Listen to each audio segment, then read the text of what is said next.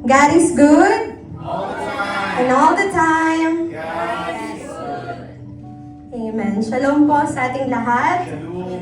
Kumusta po tayong lahat? Blessed. Blessed. Amen. Are you excited to hear the Word of God? Amen. Amen. Bago po ako magsimula, alam niyo po maraming bagay na pwedeng maging dahilan para mapagod tayo. Maaaring pagod tayo ngayon galing sa trabaho. Maaaring may dinadala kang problema sa pamilya. Or baka may iniisip kang bayarin. May iniinda kang sakit. O may panalangin kang matagal nang hinihintay na sagutin ng Diyos. Pero sa kabila po ng lahat ng iyon, naniniwala po ako na hindi tayo nagkataon lang na nandito. Amen? God has prepared something to us. Amen. Sabi po ni Jace, Amen. So, bago po tayo magsimula, let me ask you a question. Kung isang salita lang po ang gagamitin natin para ilarawan ang mundo natin ngayon, ano po iyon? Maaaring may magsasabi magulo, delikado, lalo na ngayon, di ba? Hindi pa natatapos ang giyera. Mabilis, stressful. Pero para po sa akin, ang salita talagang naglalarawan sa mundo natin ngayon is unstable. Napaka-unstable na po ng mundo natin ngayon. Pabago-bago, walang kasiguraduhan. Amen? Hindi natin alam ang mangyayari bukas. Sino po ang may alam ng mangyayari bukas? No. Amen. So, nung isang linggo lang, baka okay ang negosyo mo. Ngayon, bagsak. Nung isang buwan, masaya ang pamilya. Ngayon, baka may hidwaan na. Nung nakaraang taon, malakas ang katawan. Ngayon, may maintenance. Amen? So, ganyan po ang buhay. Amen? Ang reality of life. Amen? Lalo na dito tayo sa UAE, ang sarap kumain. Amen? Ang dami-dami ng masasarap na restaurant para silang nagpapaligsahan ng diba?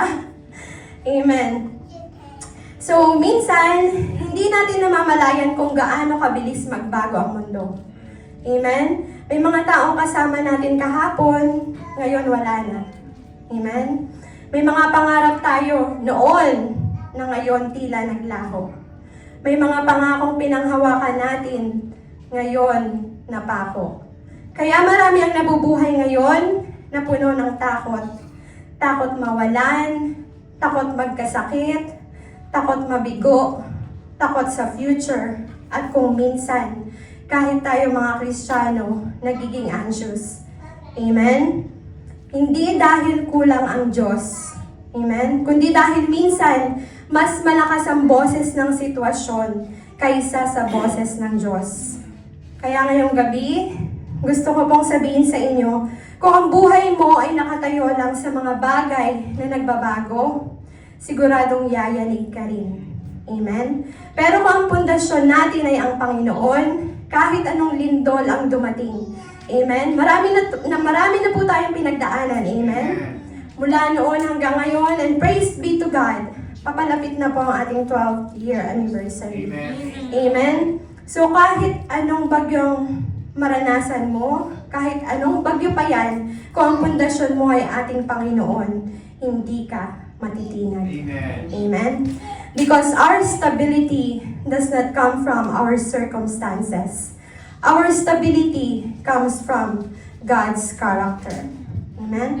So this leads us to the title of tonight's message. Oh, sorry. Amen. The God who cannot lie. Amen. Samahan niyo po ako sa maikling panalangin. Hallelujah, hallelujah. Heavenly Father, we thank you, Lord God, for your words. We thank you, Lord, for your presence. Ama naming banal, Ama naming makapangyarihan sa lahat, dalangin namin, Panginoon, ngayong gabing ito. Napuspusin mo, Lord, ang iyong presensyang lugaring ito, Panginoon. Bigyan mo po kami ng pusong natuturuan, Lord God, at hindi lamang, Panginoon, sa apat na sulok ng kwartong ito ang inyong mga mensahe, kundi, Panginoon, ito'y aming maisabuhay, Lord God. Lord, I pray for a transformed heart, for a transformed life tonight, O God. To you be all the glory in Jesus' name. Amen. So, ang sabi po dito sa ating text from the book of Numbers, chapter 23, verse 19, God is not a human that He should lie, not a human being that He should change His mind. Does He speak and then not act? Does He promise and not fulfill? So, ang Tagalog po, ang Diyos ay hindi tao na siya'y magsisinungaling, ni anak man ng tao na siya'y magsisisi. Sinabi ba niya at hindi niya gagawin? O sinalita ba niya at hindi niya tutuparin? Amen. So, napakaganda pong verse. Amen? Isang verse pa lang, napakarami na po nitong sinabi tungkol sa ating Diyos. Hindi nito sinasabi kung ano ang ginagawa ng Diyos. Sinabi po dito kung sino siya. At tandaan po natin, ang ginagawa ng Diyos ay laging bunga ng kung sino siya. Hindi siya faithful dahil minsan niya lang gustong maging faithful. Faithful ang ating Panginoon. Because faithfulness is His nature. Hindi siya nagsasabi ng totoo dahil mabait siya. Nagsasabi siya ng totoo because He is truth. Amen. So, mas lalo pa pong gumaganda ang verse na to kapag nalaman natin kung sino ang nagsabi. Alam po ba natin kung sino? Amen.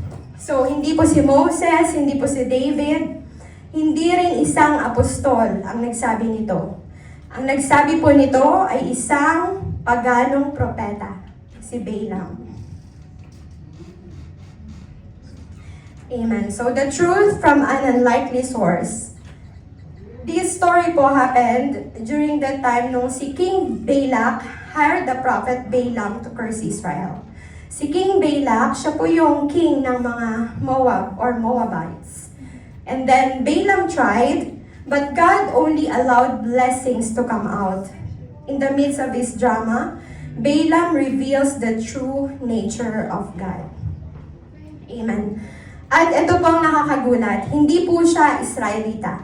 Hindi siya servant of God. Actually, si Balaam po, binayaran siya para sumpain ang Israel. Amen? So imagine that, binayaran ka para magsalita ng sumpa. Amen?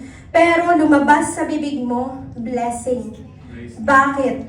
Because when God decides to speak, no one can stop Him. Amen.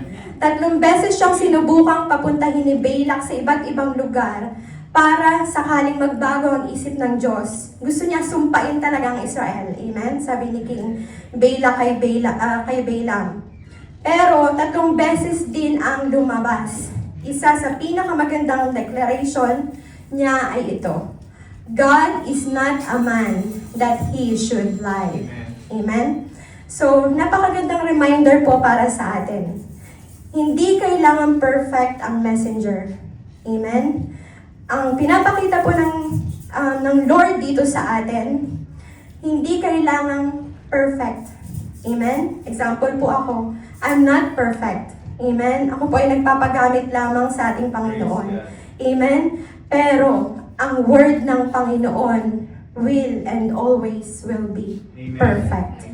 Amen? Salamat sa Panginoon.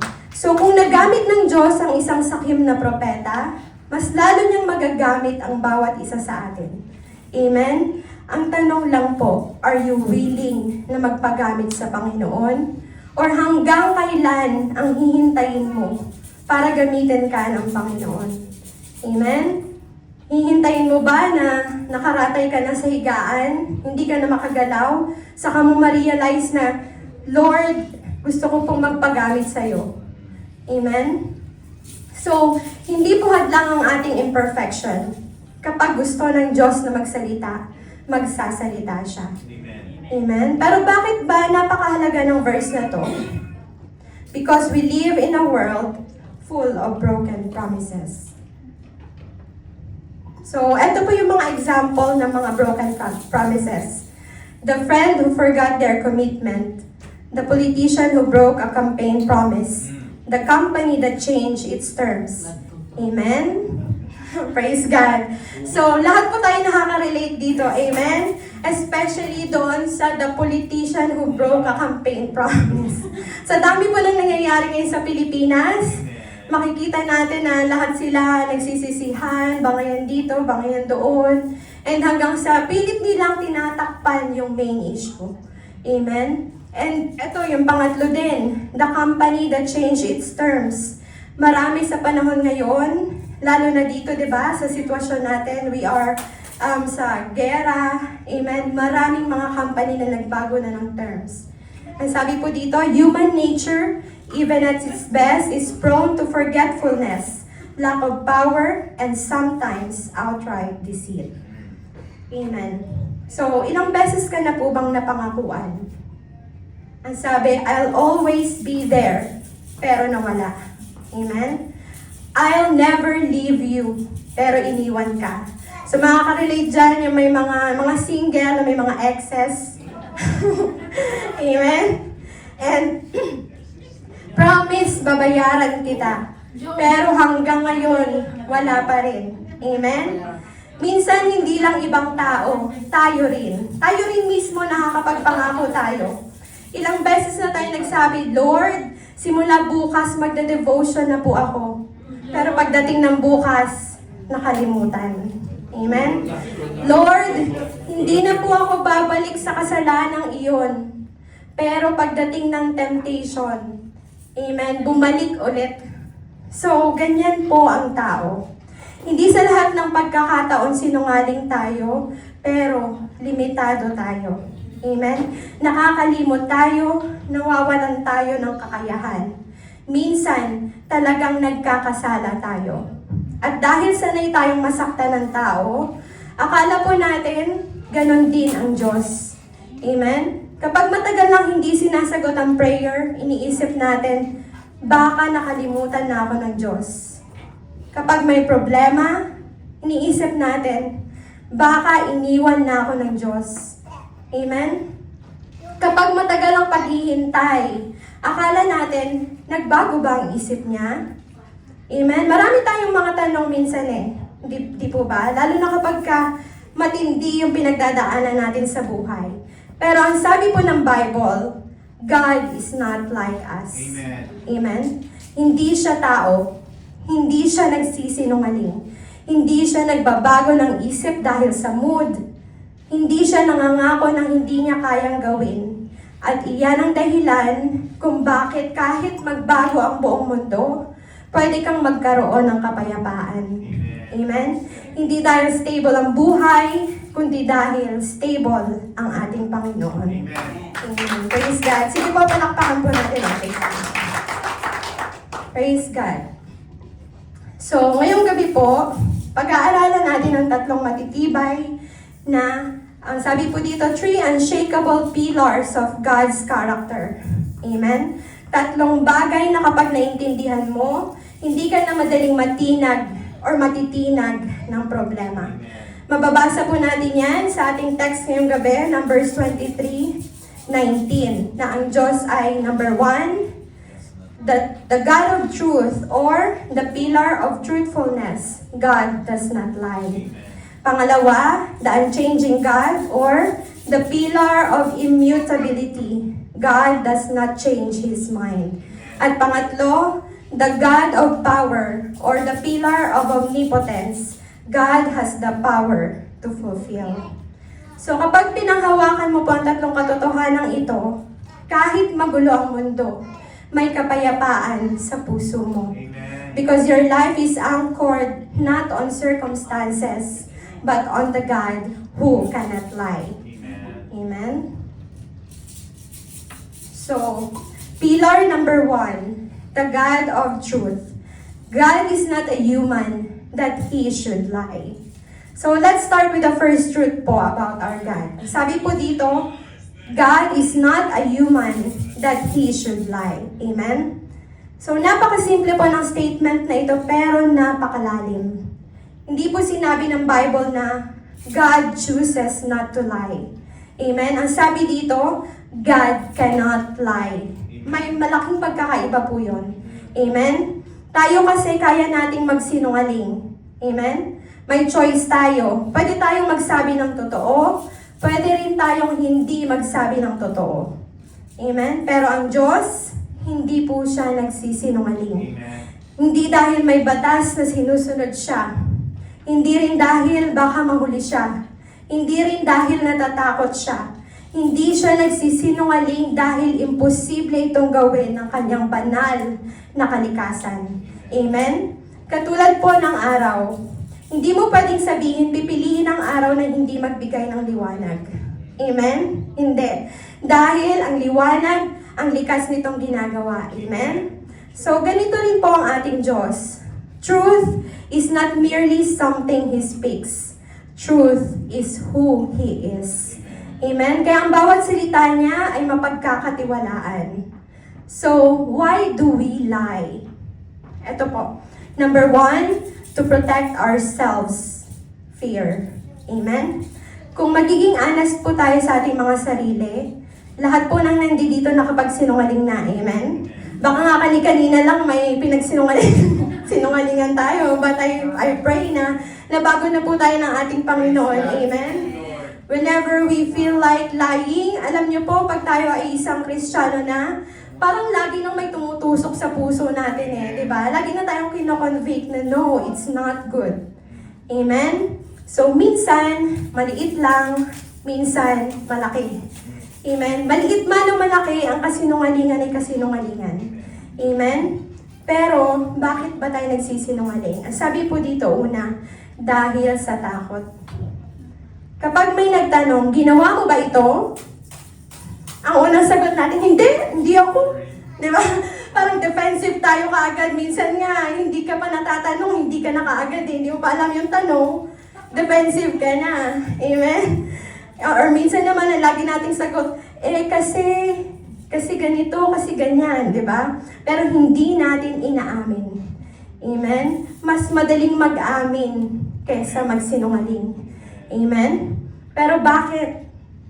Sabi, takot daw. Takot mapagalitan. Number 1, takot mawalan. Takot masaktan. At itong pinakamalala, takot mapahiya. Amen? So, ang kasinungalingan ay madalas bunga ng takot. Pero tanungin natin ang sarili natin, may kinatatakutan po ba ang Diyos? Wala. Amen? Siya po ang hari ng lahat. Amen. Siya ang may hawak ng buong mundo at buong sansinukob. Amen? So, walang makakapigil sa Kanya. Walang nakakapag-utos sa Kanya. Kaya wala siyang dahilan para magsinungaling. Amen? So, pangalawa, ang sabi po dito, to gain an advantage or manipulation. Amen? Nagsisinungaling ang tao dahil sa kasakiman. Amen? Minsan gusto nating makuha ang isang bagay. Promotion, pera, papuri, posisyon. Amen? Kaya binabago natin ang kwento. Pero ang Diyos, ano ba ang kailangan niya makuha? Amen? Sabi po sa Book of Psalms chapter 24, the earth is the Lord's and everything in it. Amen? Hindi siya naghahanap ng yaman. Amen? Hindi siya naghahanap ng approval. Amen?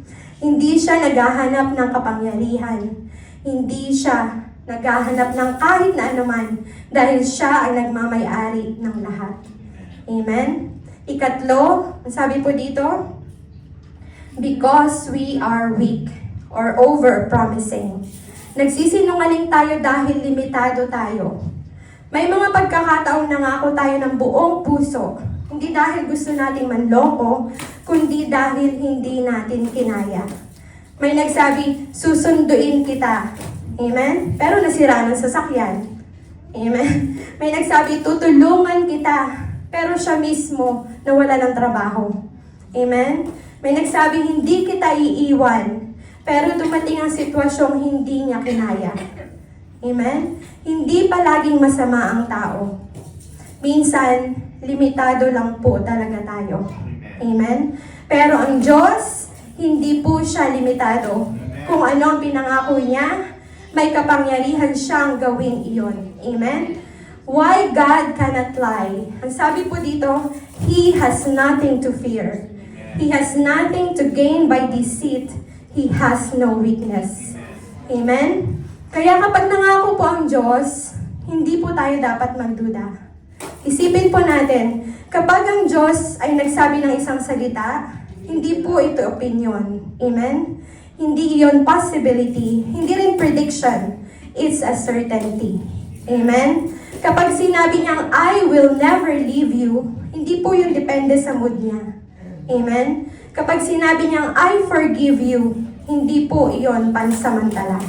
Amen? Kapag sinabi niyang, I am with you, hindi po yun hanggang okay lang ang buhay mo. Amen? His word is final because His character is perfect. Amen. Amen. So, tingnan po natin ang buhay ni Abraham. So, example po, God's promise to Abraham. Makikita po natin sa book of Genesis, chapter 21, verses 1 and 2. Now the Lord was gracious to Sarah as He had said, and the Lord did for Sarah what He had promised. Sarah became pregnant and bore a son to Abraham in his old age, at the very time God had promised him. Amen? So, sino po dito hindi nakakakilala kay Abraham? Praise God, wala. Lahat po tayo kilala si Abraham. Amen? So, pinangakuan siya ng Diyos na magkakaroon siya ng anak. Pero alam po ba natin kung gaano katagal siyang naghintay? Alam po ba natin? So, naghintay po siya ng 25 years. 25 taon. Hindi po 25 days, hindi 25 weeks, 25 years. So, tayo minsan, may pinapanalangin tayo sa Diyos, and gusto natin kinabukasan, makuha na natin kaagad. Di po ba? Minsan, marami tayong hinihiling sa ating Panginoon, pero parang naiinip tayo sa kanyang kasagutan. Amen? So, sa loob ng paghihintay ni Abraham, maaari dumaan siya sa maraming tanong. Amen? Marahil naisip niya, Lord, sigurado ka ba? Di po ba? Lord, baka nakakalimutan mo na. Imagine 25 years. Lord, matanda na kami. Especially yung asawa niya na si Sarah. Di po ba? At kung magiging tapat po tayo sa ating mga sarili, ginagawa din po natin yon. Amen? Kapag matagal nang walang sagot ang prayer natin, iniisip natin baka nakalimutan na tayo ng Diyos. Pero hindi problema ng Diyos ang memory. Hindi po siya nakakalimot. Hindi rin po problema ng Diyos ang timing. In Genesis chapter 21 says, the Lord did for Sarah what He had promised. Yan po ang sinabi. Hindi po sinabi ng Bible na halos tinupad. Hindi niya rin sinabi na sinubukan. Tinupad niya. Exactly as He said. So para po sa ating lahat, God is never late. At the same time, God is never early. He is always perfectly on time. Amen. Amen? May mga bagay na hinihintay natin ngayon. Trabaho, healing, asawa, anak. Amen? Restoration, direction. Kung ipinangako iyon ng Diyos ayon sa kanyang salita, huwag po tayo mawala ng pag-asa. Amen? The delay is not His denial. Sometimes, the delay is His preparation. Amen?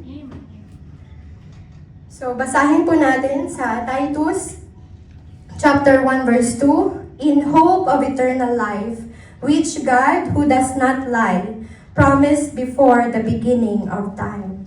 Amen? So, dito po, sinabi rin po na, ng book na ito na, God, who does not lie.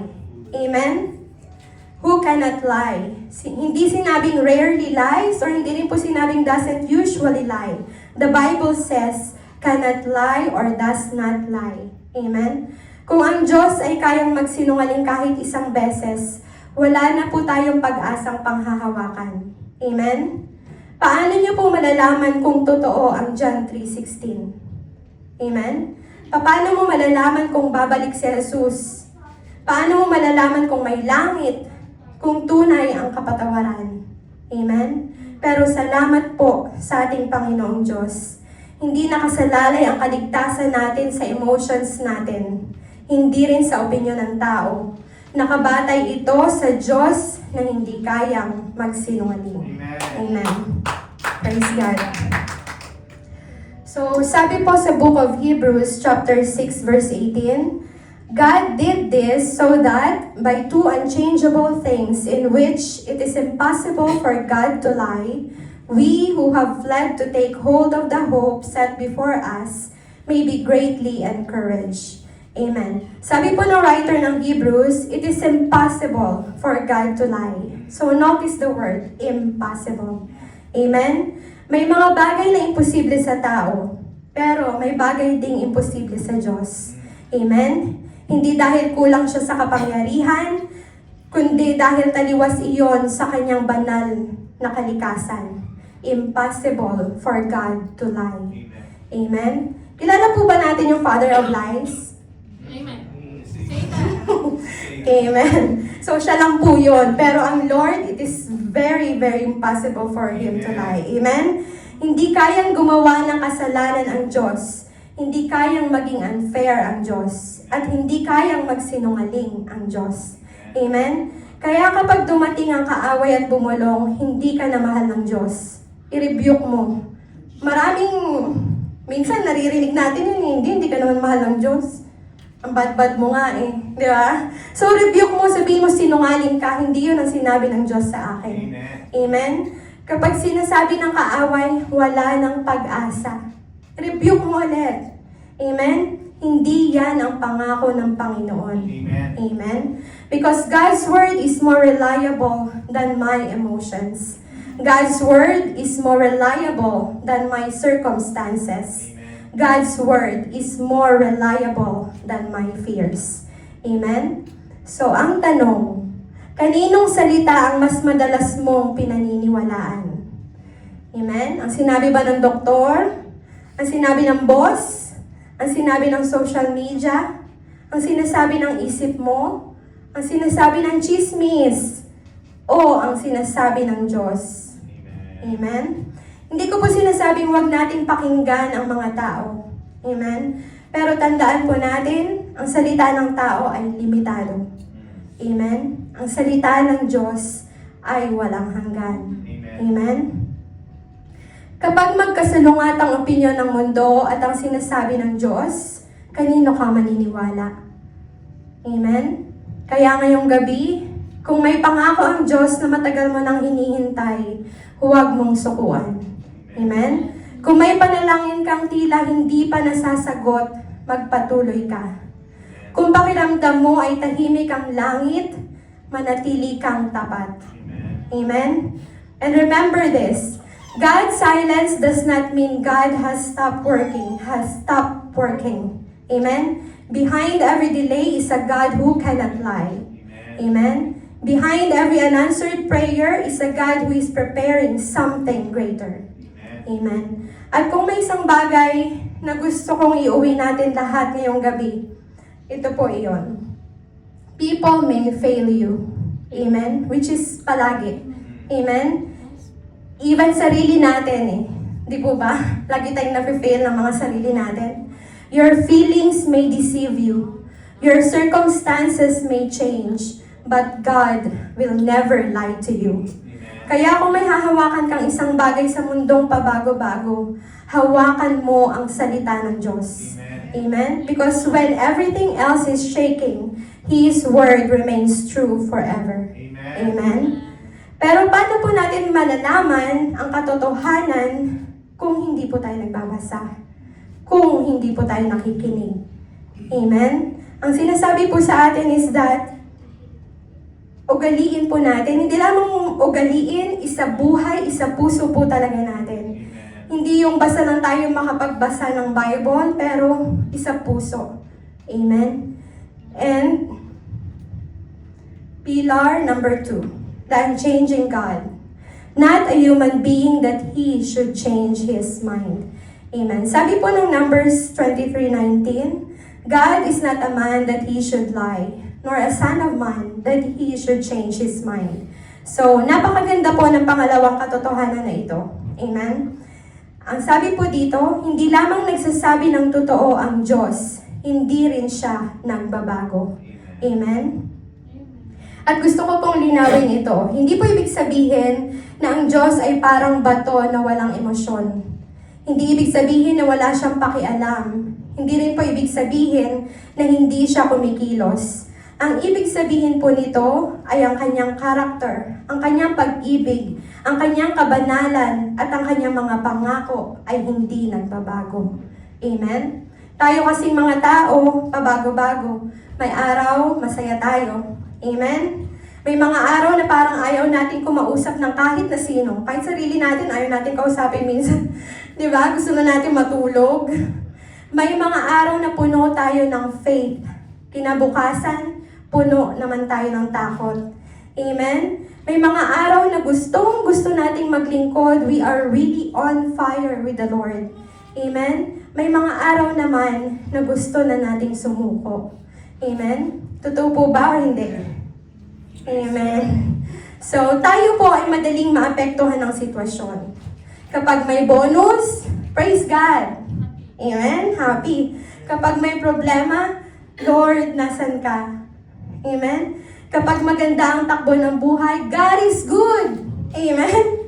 So, lahat po tayo makaka-relate doon. At kapag may pagsubok, bakit ako, Lord? Bakit hindi na lang siya? Di ba? Pero ang Diyos, hindi po siya naapektuhan ng sitwasyon. Hindi siya nagigising na mas mabait ngayon kaysa kahapon. Hindi rin siya nagigising na mas mahina kaysa noong isang linggo. Hindi po siya tumatanda. Hindi siya napapagod, hindi siya natututo ng bagong impormasyon, hindi siya nagkakamali ng desisyon. Because He is already perfect. Amen. Amen? Salamat sa Lord. Sige po, palakpakan po natin ang Panginoon. Hallelujah. Praise God. So, minsan, iniisip po natin, siguro galit na ang Diyos sa akin. Kulit-kulit ko kasi, lagi akong may hinihiling sa Lord, di po ba? Kapag nagkasala tayo, kapag bumagsak tayo, hingi na naman tayo ng forgiveness sa Panginoon. Kapag paulit-ulit nating nagagawa ang parehong kasalanan, parang nahihiya na tayong lumapit sa Panginoon. Iniisip natin, siguro sawa na siya sa akin. Amen? Siguro ayaw niya na akong patawarin. Siguro binawi niya na ang pagmamahal niya.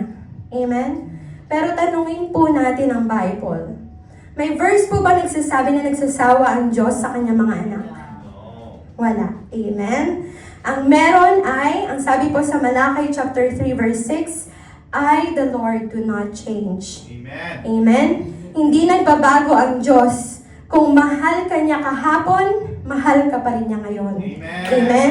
Kung tapat siya noon, tapat pa rin siya ngayon. Amen. Kung makapangyarihan siya noon, makapangyarihan pa rin siya ngayon. Amen.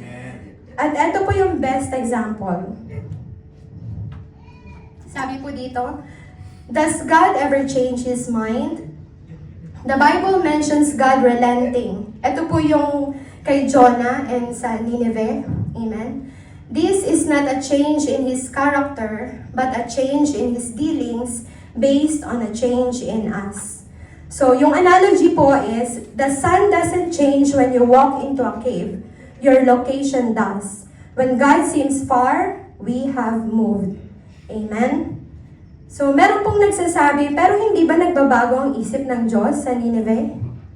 Amen? Hindi ba nagbago yung isip niya? Kasi, alam po ba natin yung kwento nito?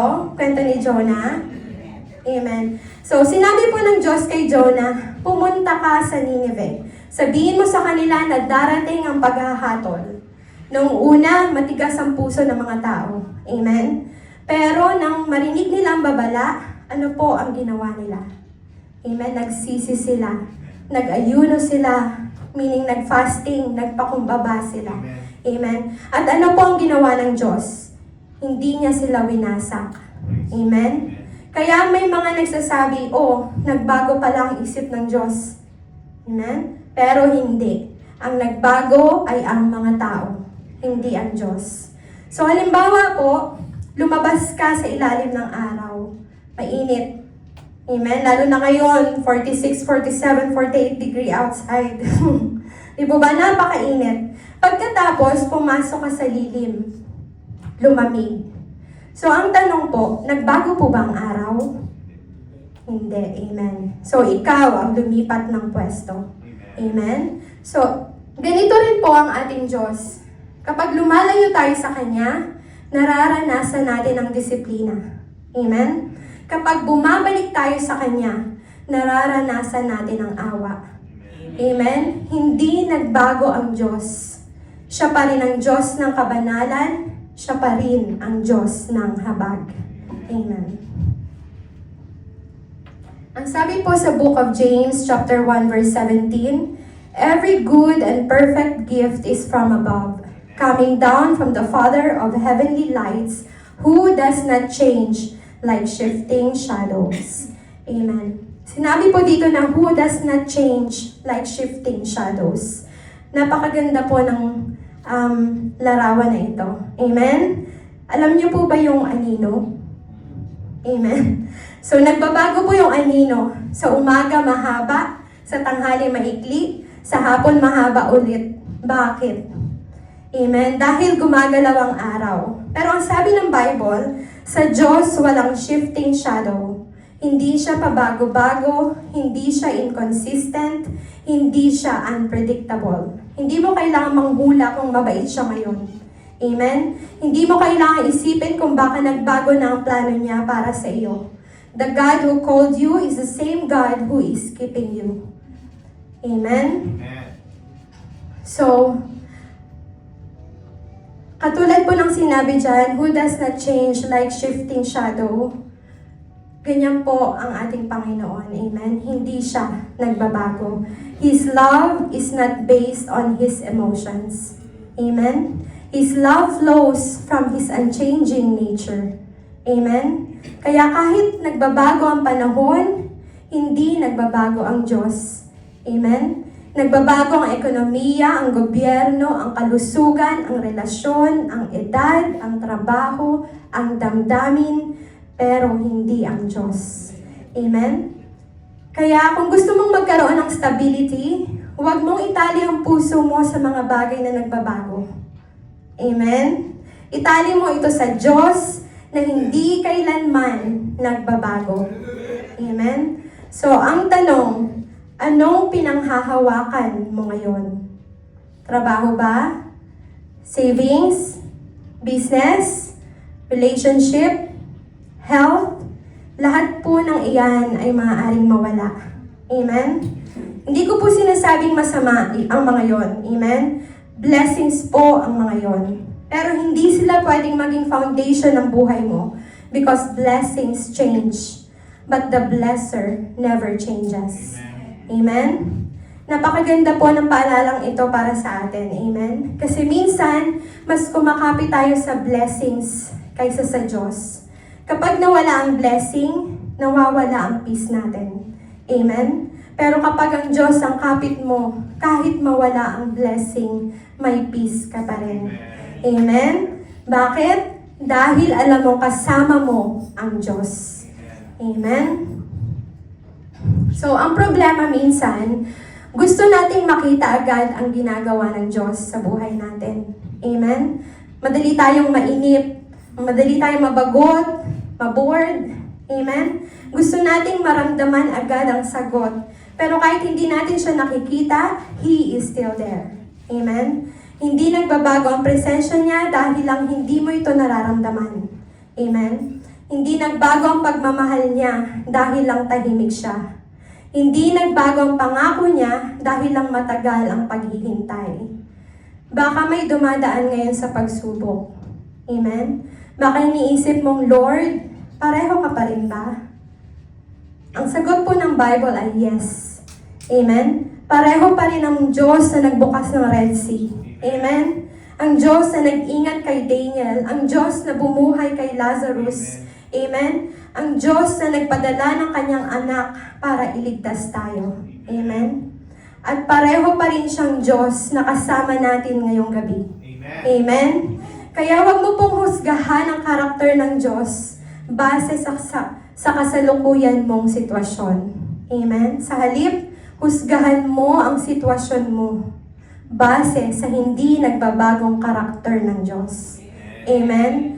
Your circumstances may change, Your feelings may change, people may change, but Jesus Christ is the same yesterday, today, and forever. Amen? Praise God. At yan po ang dahilan kung bakit may pag-asa tayo. Hindi dahil alam natin ang mangyayari bukas, kundi dahil kilala natin ang Diyos na hawak ang ating bukas. Amen? So, ngayong alam na po natin na hindi nagsisinungaling ang Diyos at hindi siya nagbabago, may isa pang tanong. Kung totoo ang kanyang mga pangako, may kakayanan ba siyang tuparin ang mga ito? Amen. Pillar number 3. The God of power. Ang sabi po dito, does He speak and then not act? Does He promise and not fulfill? Amen. So, napakaganda po ng pagkasunod-sunod ng Book of Numbers, chapter 23, verse 19. Una, sinabi ng Bible na God cannot lie. Pangalawa, God does not change. At ngayon, ang pangatlo, does He speak and then not act? Does He promise and not fulfill? So parang may tanong po ang Bible. Amen? Pero alam natin hindi ito tanong na naghahanap ng sagot. Amen? Isa itong tanong na ang sagot ay napakalinaw. Hindi kailanman. Amen? Hindi kailanman nagsalita ang Diyos na walang nangyari. Amen? Hindi kailanman nangako ang Diyos na hindi niya tinupad. At dito natin makikita ang malaking pagkakaiba ng tao at ng Diyos. Amen? Maraming tao na magaling magsalita. Amen? Madaling magsabi ng, I'll pray for you, I'll be there, huwag kang mag-alala, tutulungan kita. Pero minsan, hanggang salita lang. Hindi dahil masama ang tao, amen? Kundi dahil limitado tayo. Amen? May gusto tayong gawin, pero hindi natin kaya. May gusto tayong tulungan, pero kulang ang resources. Amen? May gusto tayong baguhin, pero wala tayong kapangyarihan. Pero ang Diyos, hindi siya katulad natin. Amen? Kapag nagsalita siya, may kapangyarihan ang kanyang salita. Kapag nangako siya, kasama na sa pangako ang kapangyarihang tuparin ito. Amen? Hindi niya kailangang humiram ng lakas, hindi niya kailangang humingi ng permiso, hindi niya kailangang maghintay ng tamang pagkakataon. Siya ang may akda ng panahon. Amen? So isipin po natin ang creation. Sa Genesis, wala pa lahat. Walang araw, buwan, bituin, tao, bundok, dagat, wala. Amen? Ano po ang ginawa ng Diyos? Hindi po siya kumuha ng materyales. Amen? Hindi siya gumamit ng makina. Hindi siya naghanap ng tutulong. Ang sabi po sa Bible, and God said, let there be light. Amen? At nagkaroon ng liwanag. Amen? So napansin po ba natin, nagsalita lang ang Diyos at sumunod ang buong sangnilikha. Amen? Ang mga bituin na bilyon-bilyon ang bilang, sumunod lang sa isang salita ng Diyos. Amen? Amen. So, katulad din, ang araw sumisikat dahil inutos ng Diyos. Ang puso mo, patuloy na tumitibok hanggang ngayon dahil pinapahintulutan ng Diyos. Amen?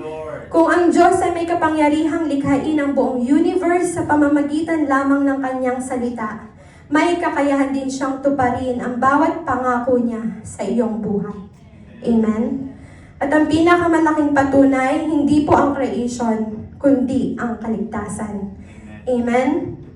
So, tingnan po natin. He accomplishes what He purposes. The promise of salvation. God didn't just say, you're forgiven. He acted by sending His Son, Jesus. Amen. Praise God. So, ang tanong po, tinupad po ba ito ng Diyos? Amen. So, nung nagkasala po tayo, pwede naman sabihin ng Diyos sa atin na, bahala na kayo. Di po ba? Pero hindi. Ang Diyos po natin ay banal. Ang Diyos ay pag-ibig. Paano niya pagsasamahin ang justice at mercy? Hindi niya pwedeng baliwalain ang kasalanan. Amen? Pero ayaw niya ring mapahamak ang tao. Kaya ang ginawa niya, siya po mismo ang gumawa ng paraan. Sabi po sa John 3:16, for God so loved the world. Amen? Hindi lang sinabi ng Diyos na mahal niya tayo. Pinatunayan niya po ito. Amen? Hindi lang siya nangako ng kaligtasan, ipinadala niya ang kanyang bugtong na anak. Amen? Hindi lang siya nagsabing, pinapatawad na kita. Amen? May kabayaran, may krus, may dugo, may sakripisyo, may muling pagkabuhay. Amen? So, ang krus, ang pinakamalaking ebidensya na ang Diyos ay tumutupad sa kanyang salita. Amen? Lapit na po tayo.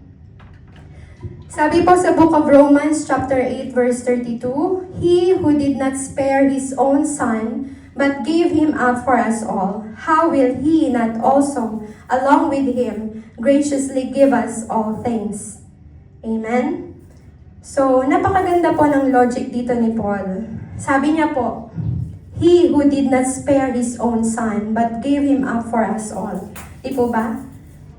How will He not also, along with Him, graciously give us all things? Amen? Kung binigay ng Diyos ang pinakamahalaga, si Jesus, ano pang ipagkakait niya ngayon sa buhay mo nang hindi ayon sa kanyang kalooban? Amen? Kung tinupad niya ang pinakamahirap na pangako, ang kaligtasan, bakit ka magdududa na tutulungan ka niya sa problema mo ngayon? Amen? Kung nagawa niyang talunin ang kasalanan, kaya rin niyang talunin ang takot mo. Amen? Kung nagawa niyang talunin ang kamatayan, kaya rin niyang harapin ang sitwasyong kinatatakutan mo. Amen? Sabi po sa Isaiah chapter 55 verse 11, So is my word that goes out from my mouth. It will not return to me empty, but will accomplish what I desire and achieve the purpose for which I send it. Amen. Ang sabi po ng Panginoon, my word will not return to me empty. Amen? Napansin po ba natin ang ulan? Tahimik lang, walang ingay. Amen? Pero paglipas ng panahon, may tumutubong halaman. Amen? Ganito rin po ang salita ng Diyos. Minsan pakiramdam natin wala namang nangyayari. Amen? Nagdarasal tayo, tahimik. Nagbabasa tayo ng Bible, parang walang nagbabago. Naglilingkod tayo, parang walang bunga. Pero tandaan po natin, hindi kailanman walang ginagawa ang salita ng Diyos. Amen? Maaaring hindi pa natin nakikita sa ngayon, pero kumikilos na siya. Amen? Maaaring hindi mo pa nararamdaman, pero gumagawa na siya sa buhay mo. Amen? May mga binhi na hindi agad sumusulpot. Pero kapag dumating ang tamang panahon, mamamangha ka sa bunga. Amen? So, baka meron po tayong hinihintay ngayon.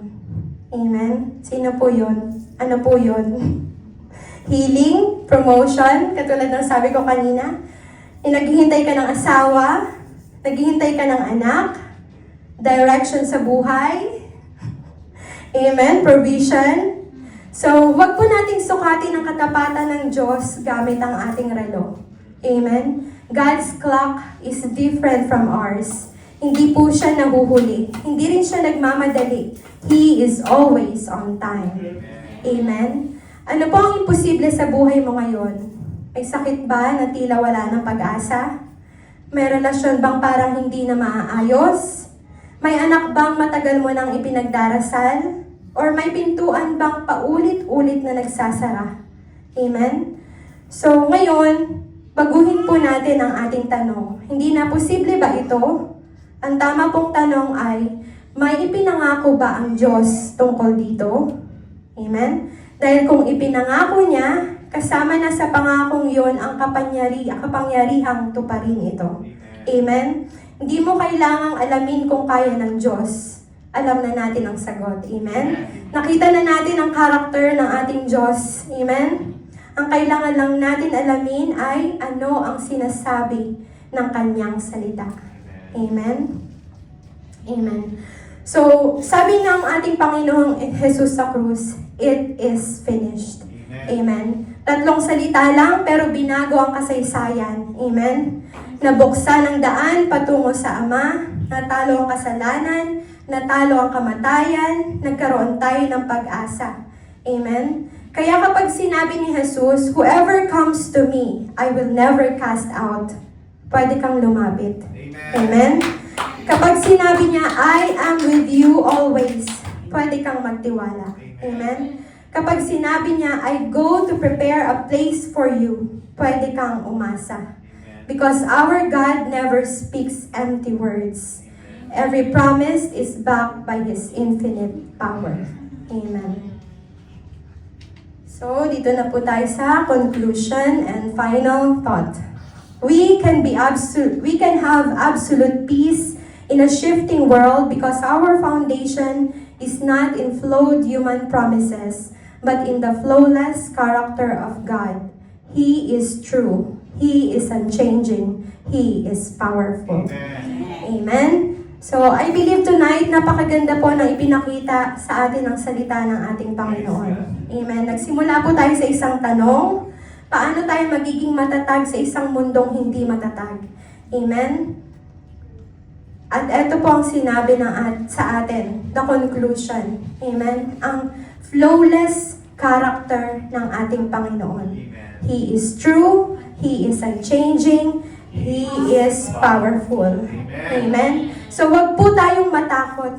Amen? Wag tayong matakot sa kinabukasan, wag tayong matakot mawalan, wag tayong matakot mabigo, wag tayong matakot mamatay.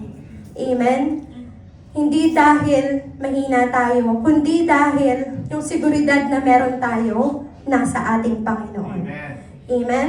So, ngayong gabi, tinuturuan po tayo ng ating Panginoon na hindi natin dapat, kung saan natin dapat ilagay ang ating tiwala. Amen? Hindi sa pera, hindi sa trabaho, hindi sa gobyerno, hindi sa sarili, hindi kahit sa ibang tao, kundi sa Diyos lamang na hindi kailanman nagbabago. Amen? Amen. At alam natin ang Diyos, ang sinabi sa ating text for tonight, God cannot lie. God never changes. And God always accomplishes what He says.